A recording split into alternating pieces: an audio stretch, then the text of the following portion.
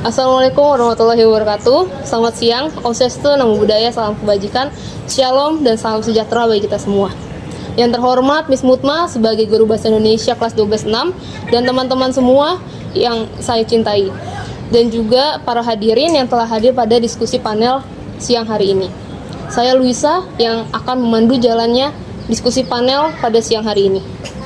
Topik yang akan kita bedah bersama adalah salah satu isu paling krusial dalam reformasi pendidikan, yaitu menimbang efektivitas dan dampak full day school atau FDS terhadap kualitas pendidikan dan perkembangan holistik siswa. Kebijakan penambahan kuantitas waktu belajar ini telah menimbulkan pro dan kontra yang hangat. Pertanyaannya, benarkah durasi yang lebih lama berbanding lurus dengan kualitas hasil belajar yang lebih baik? Untuk membahas topik ini mendalam, kita telah menghadirkan 4 pakar dengan perspektif yang berbeda.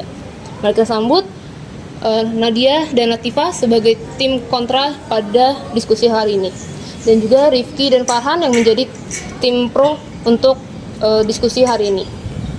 Sebelum kita masuk ke sesi tanya jawab, mari kita dengarkan terlebih dahulu definisi kunci dari tim pro mengenai esensi full day school atau FDS. Untuk tim pro, dipersilakan.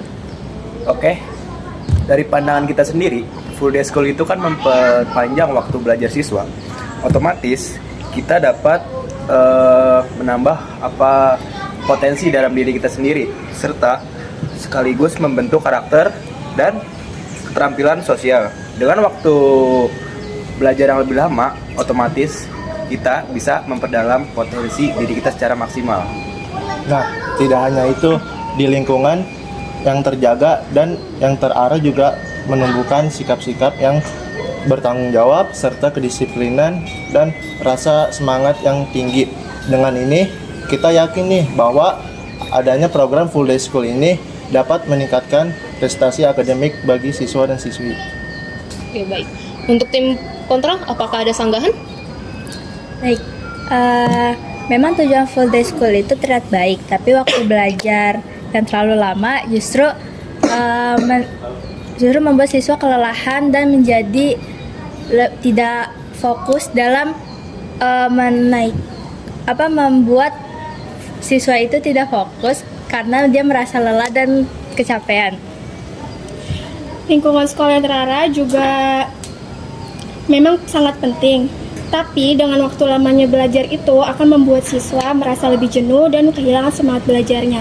Dan untuk meningkatkan meningkatkan prestasi akademik itu nggak harus melalui sama sistem belajar di sekolah yang lama, karena sebenarnya itu sesuai dengan keseimbangan belajar dan istirahatnya. Oke, baik. Tadi kita telah mendengarkan definisi dari tim pro dan tim kontra. Lalu sekarang saatnya kita masuk pada sesi tanya jawab.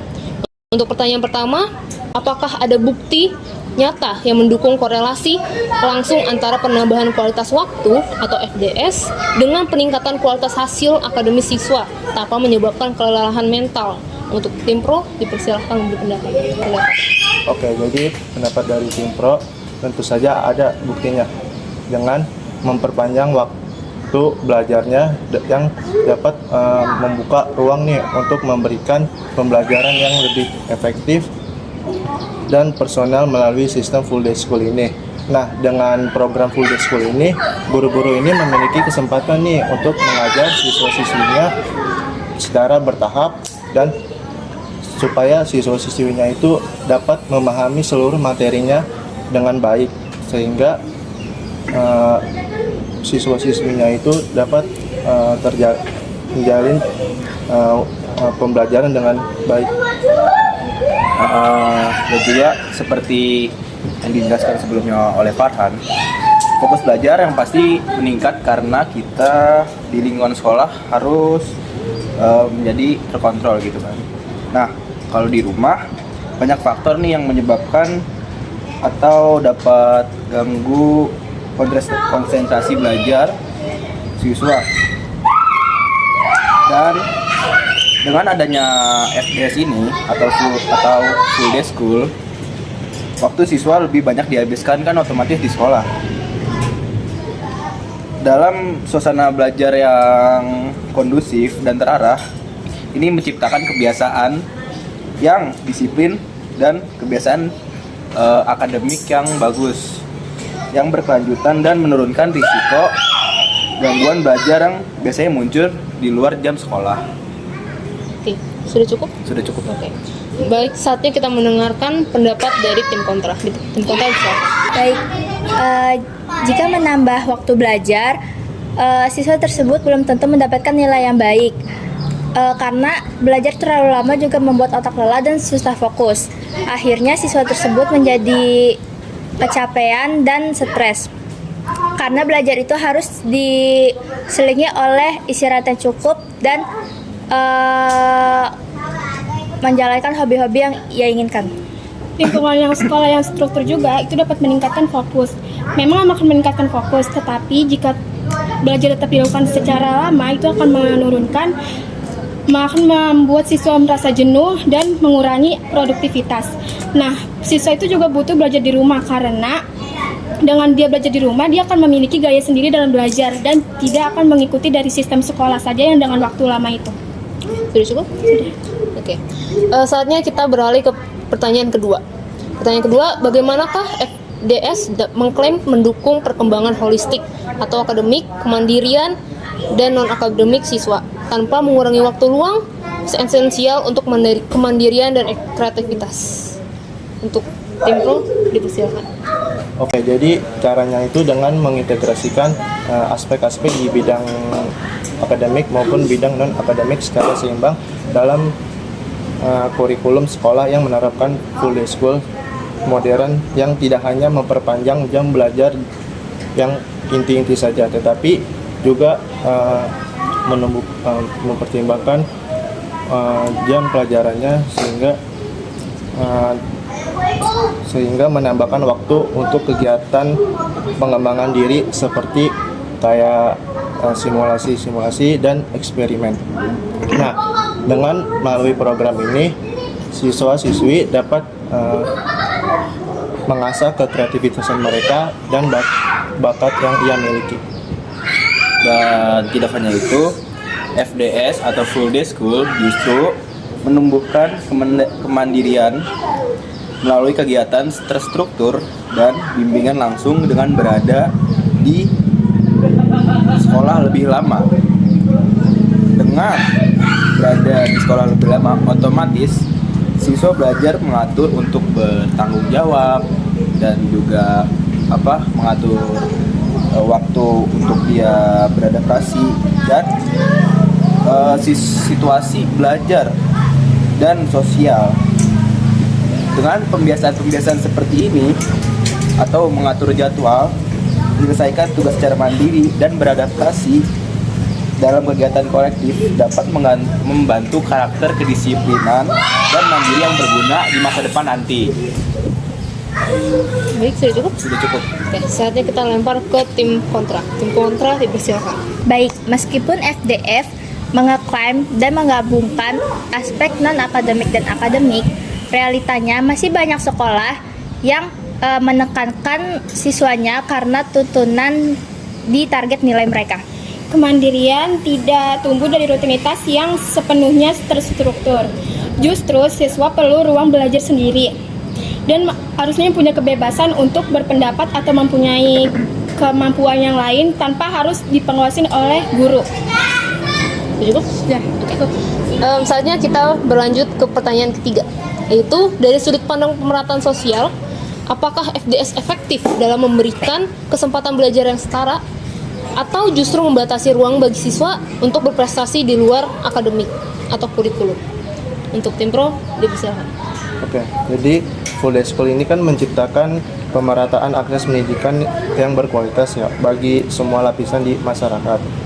Nah, siswa yang dari keluarga ekonomi menengah ke bawah ini seringkali nih tidak memiliki kesempatan dalam membuat mengikuti kursus-kursus tambahan maupun les-les privat. Tidak hanya itu, sistem FDS menjadikan wadah pembinaan bakat yang lebih terarah dalam lingkungan sekolah. Melalui kegiatan ekstrakurikuler dan klub minat bakat yang terintegrasi, sekolah dapat menyalurkan potensi siswa berprestasi di bidang non-akademik tanpa mengganggu belajar utama dengan pengawasan guru dan fasilitas sekolah. Pengembangan bakat tetap berjalan optimal dalam kerangka pemulihan pendidikan formal. Itu saja yang bisa saya sampaikan. Oke, baik. Untuk tim kontra, apakah ada sanggahan? Jadi tidak semua bakat ada di sekolah dan harus berkembang di sekolah, tapi di luar sekolah juga siswa banyak sekali bakat-bakat seperti bakat dari seninya, terus teknologi. Jadi nggak semua semua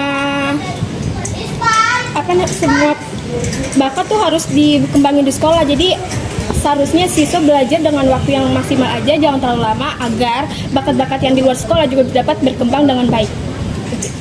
Sudah? Oke. Kita lanjutkan ke pertanyaan keempat. Apa jaminan bahwa jam-jam tambahan tersebut atau FTS digunakan untuk memperdalam pemahaman dan bukan sekedar untuk menumpuk tugas atau materi? Yang pasti, guru memiliki kesempatan untuk melakukan evaluasi dan pendampingan individual secara lebih mendalam. Dalam sistem FDS, guru tidak terburu-buru menyelesaikan silabus, sehingga dapat memberikan perhatian lebih kepada siswa yang mengalami kesulitan belajar. Umpan baliknya, yang cepat dapat bimbingan personal ini membuat pembelajaran menjadi lebih efektif dan bermakna, bukan sekedar rutinitas panjang tanpa hasil. Nah itu. Nah, dengan ini dapat menstimulasi nih daya pikir kritis mereka dan keterampilan analitis bagi siswa-siswinya yang berpengaruh nih langsung terhadap peningkatan kualitas hasil akademiknya. Oke. Untuk tim kontra, silakan memberi sanggahan. Ya, tidak ada jaminan bahwa jam tambahan FDF digunakan secara produktif.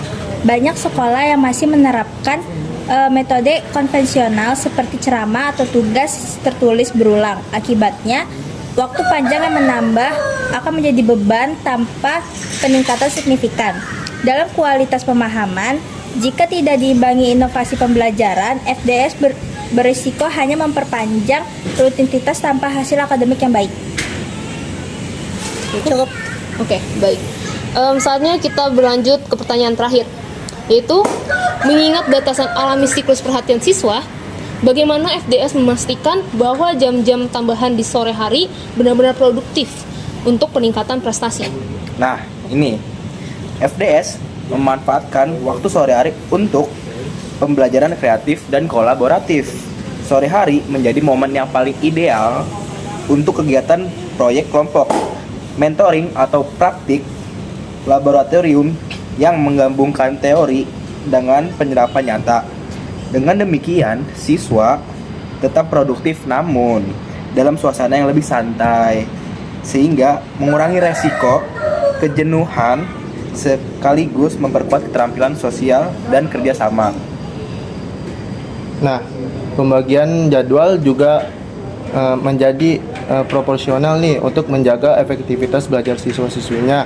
Sekolah umumnya ini itu menempatkan mata pelajaran berat seperti matematika dan sains di pagi hari, dan untuk sore hari itu digunakan untuk kegiatan yang lebih ringan seperti olahraga maupun seni.